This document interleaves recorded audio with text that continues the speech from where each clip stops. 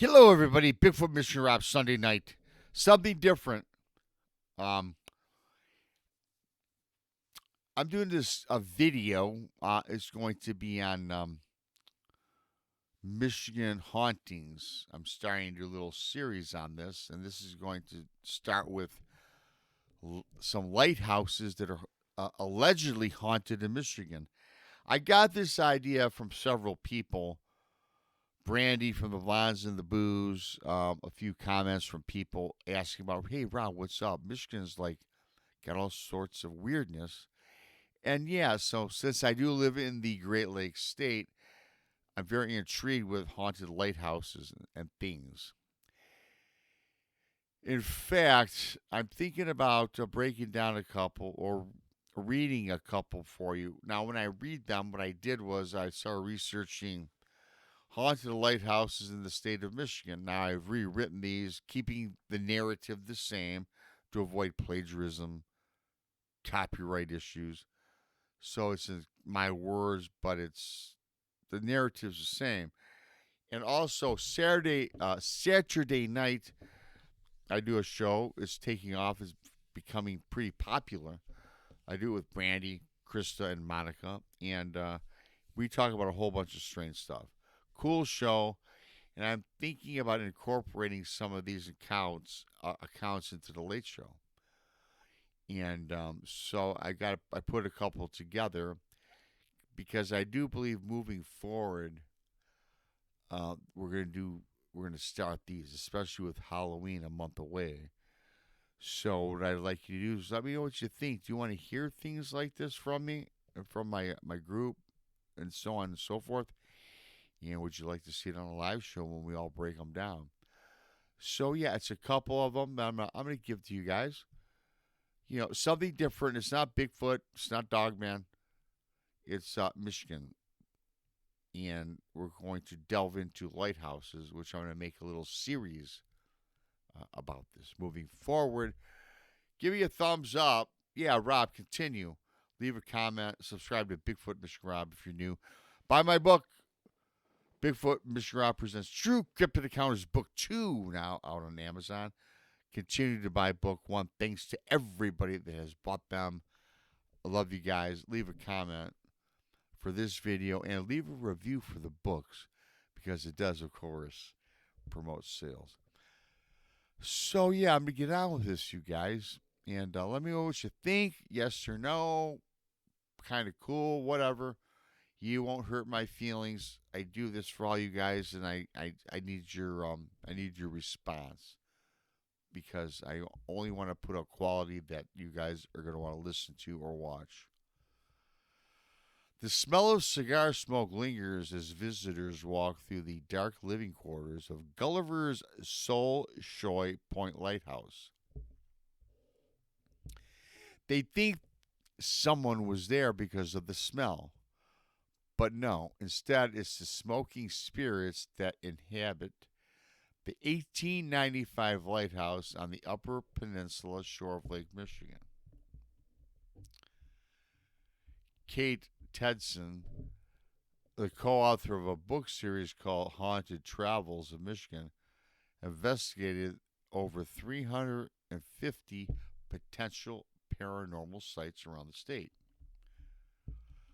While Tedson is sometimes asked to investigate residences, most of her work, her work it is. She tries to debunk these things, okay? The Soulchoix Point Lighthouse is the only lighthouse where Tedson found paranormal evidence that could not be explained. East of Manistee, the lighthouse is open to visitors during the summertime and offers tours, a gift shop, and a museum. Quote, I never really recorded or experienced anything at any lighthouse except for the one. I've been in a lot of lighthouses, walked up way too many circular stairs, Tedson says. It was the most compelling investigation I've done in any lighthouse. In 1886, construction of the lighthouse was commissioned according to America's Haunted Road. Work was not completed until 1895, so 9 years later.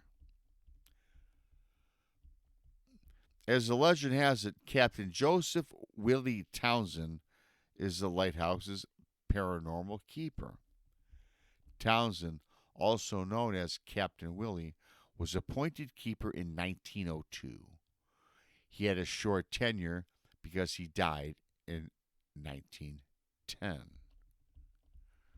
A portrait of Captain Joseph Willie Townsend, who died as the keeper lighthouse explains, or is explained. His cause of death isn't conclusively known, but because of his heavy cigar smoking, visitors assume he died from lung disease. Because his death occurred in harsh winter, relatives weren't able to bury him and instead embalmed the body within the cold walls of the lighthouse cellar. That's creepy. You know, they put a relative. Okay, come on. When I'm dead, if I'm a lighthouse keeper, if my family puts my body in a lighthouse, you guys, my spirits can be pissed, okay? Just saying. His body allegedly stayed there for 3 weeks, and his soul is said to have stayed behind. He had this big, bushy white beard and hair. There have been reports of things like dishes in the kitchen going askew. And there's a mirror on the second floor that say is a portal to the other side. These are all ghost stories, Tedson says. Well, I did not find any of that again, she claims. Although she didn't experience any of the lighthouse's reputed paranormal phenomena, Tedson said she has come across something even more chilling. Quote, I didn't get in contact with Captain Willie, but what I did encounter is something nobody told us about. We found something connected to another lightkeeper, a guy by the name of William Blanchard, as she says. He held the position for 31 years. His wife, Amanda, was a midwife, and Amanda's mother, a lady by the name of Mary Pebble. Unfortunately, she had cancer. Back in those days, treatment options for cancer were scarce, and Pebble grew weaker and died after a great storm hit the lighthouse in February of 1919. One of those storms, an extreme storm, came off of Lake Michigan. Huge winds.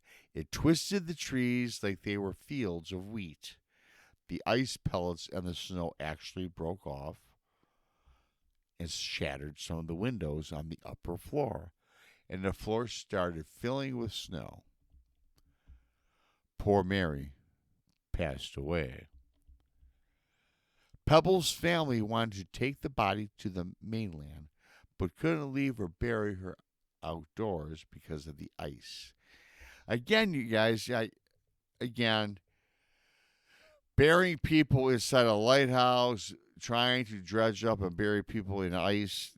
And of course, it's the 1900s. I get it. It's certainly not modern times that we all live in. Strange times in the 1900s, I would say, huh? What do you guys think? The author, Tedson, didn't know the history of the bathroom when she set up an audio recorder and started asking questions out loud. She goes on to say, I'm asking general names, like, what is your name? What happened to you while you were here? I didn't hear anything at the time, she says, but when I was listening to the audio later, I found a response. She goes on to say, it clearly said, when I asked for her name, the response was Mary. In response to another question, she replied that she died in snow, as Tetson goes on to state. Although she experienced many paranormal happenings in the lighthouse, Tetson says she isn't always convinced by what she finds. Believe it or not, I am and always will be a skeptic. Of course, this is a quote. When people don't believe in it, I totally get it. But what it tells me is they've never had a paranormal experience, which you guys, I agree with that. Of course, we all have been there. We've heard it. We move on, right? The minute you have a paranormal experience that first time, it's going to change your life, she says. Paranormal happenings bring a lot of tourism to Soulchoix Point Lighthouse and other haunted attractions around Michigan. There are so many public ghost towns, says Tetson, but to me, paranormal is very important. It begs the question is there life after death? For many of you that follow my channel and the girls and Tex and everybody else, certainly there are many of the guests that I have on. Yeah, you guys, life happens after death. I'm a believer. Are you a believer is the question. Excuse me, guys. I thought that was an awesome little story. Again, I'm thinking about doing these things moving forward on the Late Show on Saturday. Not all the time, but just to make it more variety for you guys, because I know you like the spice of life, and that's what I certainly like to provide.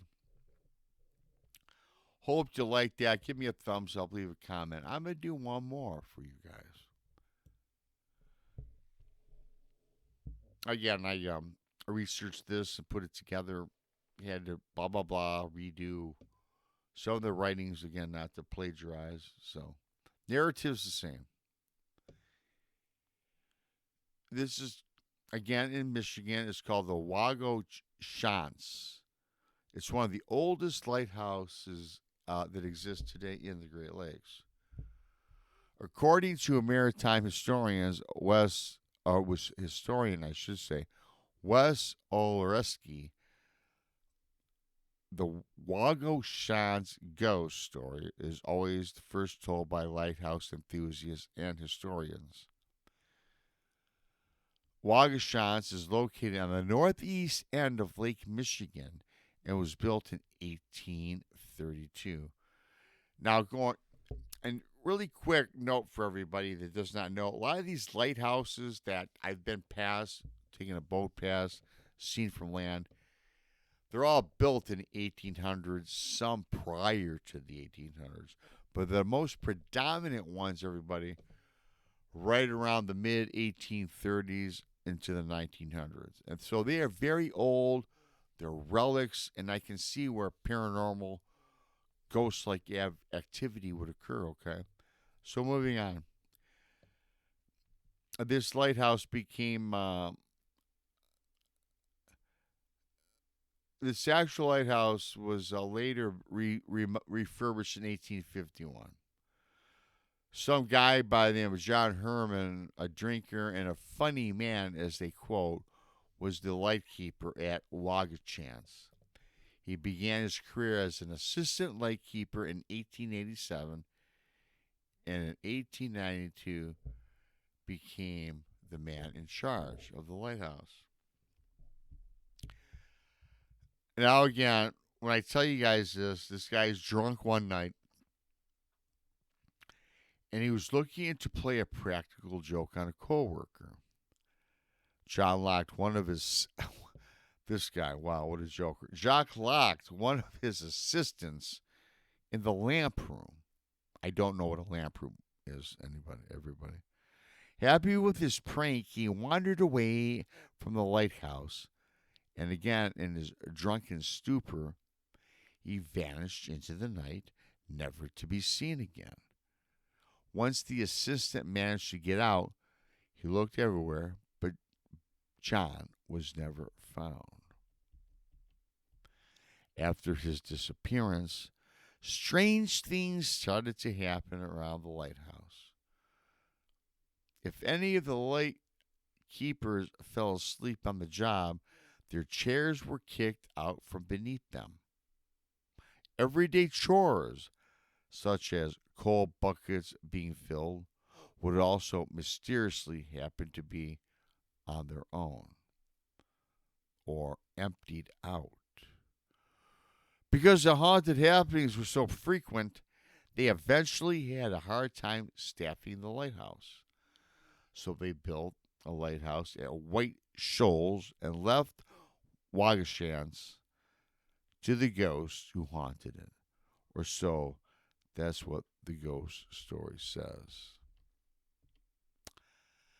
So there's a couple for you guys. I'm thinking about doing some investigations and research for future live shows with the gals on Saturday nights at midnight. I hope you guys like it. A little different for everybody. You know, we like to do a variety, and you guys, I'll be honest with you. Yes, I'm Bigfoot Mystery Rob, but we talk about all things of high strangeness, all phenomenon. I hope you enjoyed that. I really enjoyed it, and I'm going to continue further with this. Let me know what your thoughts are. Leave a comment. Please like, share, and subscribe, especially if you're new here.